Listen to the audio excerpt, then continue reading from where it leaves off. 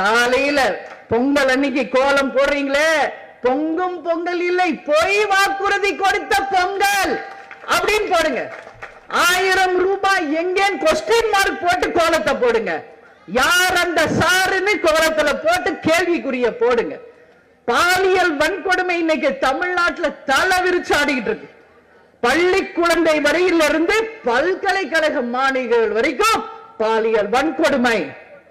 எங்க பார்த்தாலும் பெண்களுக்கு பாதுகாப்பு இல்லாத ஒரு சூழல். கவர்னரை சந்திச்சு 2 மனு நான் கொடுத்தேன். ஒன்னு பாலியல் வன்கொடுமை, அதே மாதிரி இன்னைக்கு மழை வெள்ளத்தால பாதிக்கப்பட்டவங்களுக்கு நிவாரண நிதி, இந்த பொங்கல் நிதி 1000 நிச்சயம் இந்த அரசு தர வேண்டும் என்ற மிகப்பெரிய ஒரு கோரிக்கை மனு கவர்னர் கையில கொடுத்தேன்.